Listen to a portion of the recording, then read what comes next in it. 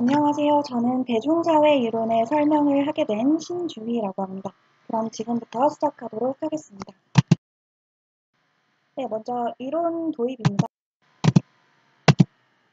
먼저 대중사회 이론이 등장하기 전까지 배경인데요. 먼저 알렉시스 드 토크빌은 대다수의 폭정에 대한 경고를 했습니다. 디르켐 또한 아노미론을 주장하며 막스 웨버는 관료주의를 주장하면서 산업화와 도시화와 대중교육 등의 발전은 결국 조작이나 설득에 더욱 취약해진 대중사회를 초래할 것이라고 말했습니다. 특히 1930년대부터 1960년대까지 파시즘이나 전체주의가 출현하게 되면서 대중사회 이론이 명명되었는데요. 이때의 대중은 산업노동 계급을 의미합니다. 대중매체의 영향력은 갈수록 커져가고 있는데요. 그 당시에는 세 개의 사례에서 살펴볼 수 있었습니다. 1차 세계대전 당시 유럽이나 미국은 선전 목적으로 영화를 상영을 했었는데요. 그리고 두 번째는 나치의 이데올로기, 세 번째는 2차 세계대전에서도 1차 세계대전과 비슷한 맥락으로 연합군 선전 목적의 뉴스를 동원을 했다고 합니다. 그리고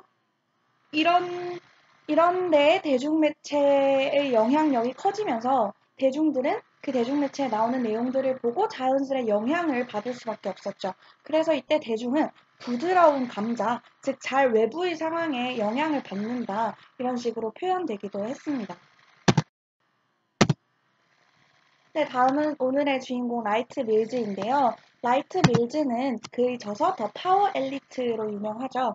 더 파워 엘리트는 네 가지의 중심 사상을 담고 있는데요. 첫 번째로 엘리트와 사회기관은 미국 사회 전반을 통제하고 있다고 합니다. 두 번째로 인류의 이성과 해방의 성장을 설명하고 있고요. 세 번째로 개인 문제와 대중 문제 간의 상관관계에 대해 조명하고 있습니다.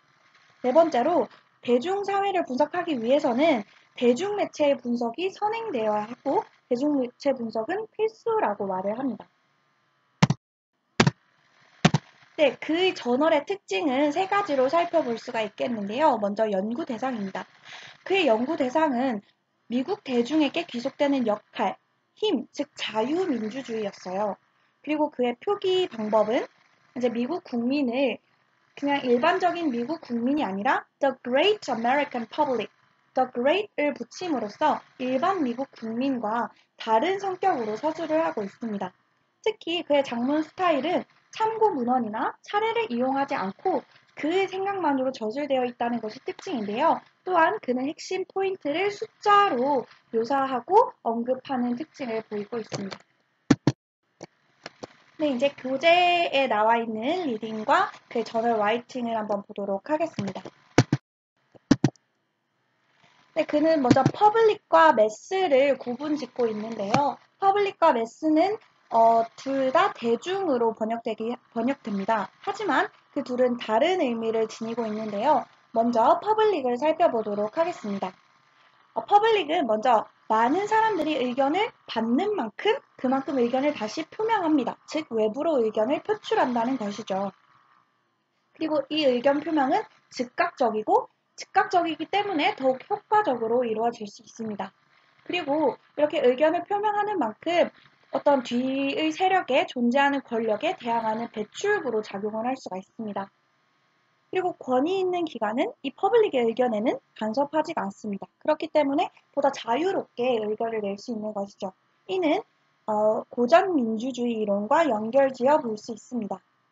네, 다음은 매스입니다. 매스는 퍼블릭과 달리 의견을 받는 사람보다 표현하는 사람이 훨씬 적습니다. 그렇기 때문에 반응이 즉각적이지도 않고 즉각적이지 않기 때문에 효과적이지 않습니다. 그리고 권위 있는 기관이 간섭하지 않는 퍼블릭과 달리 매스는 의견이 현실화되는 과정에서 어떠한 권력에 의해 통제를 받게 됩니다. 그렇기 때문에 어떤 외부 기관, 권력 있는 기관으로부터 자치권이 없다고 볼 수 있죠. 이는 후에 미디어 마켓, 즉 매체 시장, 미디어 시장에서 연결되는 이론이라고 볼 수 있습니다. 네, 이로써 대중 설득 수단이 중요해지고 있는데요. 왜냐하면 권력 엘리트의 여론 관리가 필요해졌고 어떤 소규모 기관에서 어떤 권력이 집중된 중앙, 대기관으로 변화했기 때문입니다. 또한 권력 유지를 위해서는 어떤 opinion making, 의견을 만드는 것이 필요해졌다고 합니다. 하지만 이런 밀스의 대중매체에 대한 비관적 견해도 있는데요. 앞서 말한 것처럼 기관의 중앙화는 opinion making과 행보를, 즉 방향을 같이 합니다. 또한 현대시대의 엘리트는 의견을 제시할 수 있는 어떠한 수단이 항상 있습니다. 그리고 대중매체와 의무교육, 이 두 가지는 사회를 조작하고 관리하는 그 수단으로서 작용을 하게 됩니다. 뒤에는 찰스 쿨리의 의견과 대비되는 의견이라고 볼 수 있는데요. 그의 의견은 이제 영화나 라디오 이런 매체들이 보급되기 전의 언론에 대한 낙관적 견해를 지니고 있습니다. 즉, 그의 견해는 자유주의와 밀접한 관련이 있다고 볼 수 있겠죠. 라이트 밀즈는 미디어에 의해, 즉 매체에 의해 심리적 문맹이 촉진되는 방법 4가지에 대해 설명을 하고 있는데요. 먼저 첫 번째는 미디어에 의해 우리의 삶이 설정이 되는 경향이 있습니다. 즉, 누군가가 매우 사적인 경험을 하더라도 그것은 사적인 경험에 그치는 것이 아니라 그것 또한 미디어에 의해 정형화된 것이라는 것이죠. 즉, 우리가 우울증을 직접 겪더라도 우울증의 경험보다는 어떤 매체가 전달하는 고정관념에 의해 더 그것이 잘 설명될 것이라는 것이 그의 견해입니다. 즉, primary public, 주요 공중에서 어떤 mass-like society, 대중 같은 사회에서 media market, 즉 매체 시장으로 전환됨을 볼 수 있는 것이죠. 그리고 그가 설명하는 것은 어떠한 원시 사건의 경험만으로는 또 대중매체에 의한 고정관념에는 저항할 수 없다. 즉, 대중매체가 전하는 고정관념의 영향력은 매우 강하다는 것이죠. 또한 언론에 의해 자신의 사적인 경험이 확인되지 않는 한 개인조차도 자신의 경험을 신뢰하지 않습니다. 그리고 또 그 경험이 어떤 사회가 중요시하는 이데올로기적 충성도에 맞지 않으면 개인은 그 경험을 받아들이지 않습니다. 즉, 이것은 무엇을 설명하냐면 어떤 충성한 고정관념, 또한 일반적이고 고정적인 관념, 또 이데올로기적 고정관념을 설명하고 있는 것입니다. 여기서 설명하는 밀즈의 희는 새로운 의견에 직면했을 때에도 그 새로운 의견이 아닌 이미 그 전에 확립된 충성심을 고수합니다. 그리고 자신이 인식 못하는 충성도 고정관념에 기반하여 미리, 즉 사전에 조직된 태도와 감정을 이끌어냅니다. 즉, 이것은 남성, 즉 희가 지배적인 권위와 특정 의견을 수용하거나 거부하도록 방향을 설정한다고 볼 수 있는데요. 그렇기 때문에 윌터 리먼은 평범한 남성을 어떤 opinion maker과 authority와 구별을 하기도 했습니다.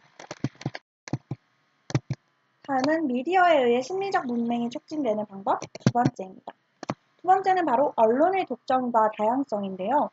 또 많은 미디어와 채널이 존재한다고 해도 개인이 그걸 선택할 확률은 당연히 낮겠죠. 왜냐하면 사람들은 이미 자기가 사전에 경험하고 동의한 그런 편한 느낌을 주는 미디어에 접근하기를 원하고 결과적으로 그것은 이제 방송사의 메시지를 더욱 강화하는 영향을 줍니다. 또한 다양한 매체의 내용이 달라진다는 가정이 있다면 당연히 그것의 결함이 존재하기 때문입니다. 다음은 방법 세 번째입니다. 세 번째는 정체성 열망입니다. 대중매체는 개인에게 정체성과 열망을 제공하는 동시에 그것들을 성취할 수 있는 기술, 그리고 그들이 그렇게 이루었다고 믿게 함으로써 개인의 경험을 침해하고 있는 것이죠. 즉, 대중매체가 정체성과 열망을 제공하는 이러한 4가지 방법에 따라서 개인의 경험을 침해하고 있다는 것입니다. 대중매체가 즉 희에게 알려주는 것은 이렇게 4가지가 있습니다. 그가 진짜 누구인지, 두 번째, 그가 무엇이 되고 싶어 하는지, 세 번째, 그렇다면 어떻게 그렇게 될 수 있는지, 네 번째, 그가 설령 그렇게 되지 않더라도 어떻게 그가 그런 사람이도록 느끼게 할 수 있는 방법, 이렇게 4가지를 알려줍니다. 그걸 알려줌으로써 미디어가 만들어낸 가상의 세계, 가짜 세계를 주입하고 있는 것이죠. 마지막으로 미디어에 의해 심리적 문맹이 촉진되는 방법에는 텔레비전이 있습니다. 대중매체는 그 자체로 강력한 힘을 지니고 있는데요. 텔레비전은 그 매체가 전달하는 공공의 문제와 자신이 직접 경험하는 사적인 문제 사이의 연관성 혹은 상관관계를 밝히는 것을 방해합니다. 이러한 밀세 미디어 힘 관계에 관한 주장은 세 가지로 볼 수가 있는데요. 미디어는 미국을 대중사회로 변화시킨 주요 원인입니다. 그리고 이 매체는 그 미국 사회에서 엘리트가 도구로서 사용하는 것이지요. 그리고 미디어 조직의 운영자 또한 권력 있는 엘리트의 하인 노릇을 하고 있다는 것입니다. 대중매체의 경쟁적인 메시지 과장은 곧 어피니언 매니저의 불신을 일으킵니다. 즉, 대중 설득으로는 충분하지가 않다는 것이죠. 그렇기 때문에 설득을 하는 것보다는 조작하는 것이 오히려 오피니언 매니저에게 유용하다는 것입니다. Primary Public, 즉 주요 공증의 긍정적 측면과 부정적 측면이 있는데요. 먼저 긍정적 측면은 대중은 고립된 개인이 아니라 서로에게 지속적으로 영향을 미치는, 즉 상호작용하는 개인으로 구성되어 있습니다. 하지만 부정적 측면은 결국 이렇게 상호작용을 하면서 만약 articulate public이 된다면 사회에 저항할 가능성이 있기도 합니다. 즉, opinion manager 혹은 opinion maker를 선점하는 것은 곧 주요 공증, 즉 primary public을 선점하는 것과 같습니다. 이것을 모델링, 즉 구조하자면 미디어는 앞서 본 것처럼 네 가지의 방법으로 개인에게 심리적 문맥을 촉진한다고 볼 수 있습니다. 결론입니다. 미디어에 의해 심리적 문맹이 촉진되는 방법 네 가지는 미디어는 우리 삶을 결정하고 다양한 채널이 존재할수록 우리의 선택의 폭이 좁아집니다. 그리고 어떤 방식으로 믿게 함으로써 대중매체는 개인의 경험을 침해합니다. 또한 그중 TV는 공공의 경험과 사적 경험을 연결하는 것을 방해합니다. 이러한 기본 전제는 현대 언론에 관해서도 유효하다는 의의를 지니고 있습니다. 또는 관련 있는 유튜브 영상입니다. 네, 이렇게 해서 오늘은 대중사회 이론 그리고 라이트 밀즈에 대해서 자세히 알아봤는데요. 그럼 이것으로 동영상 강의를 마치도록 하겠습니다.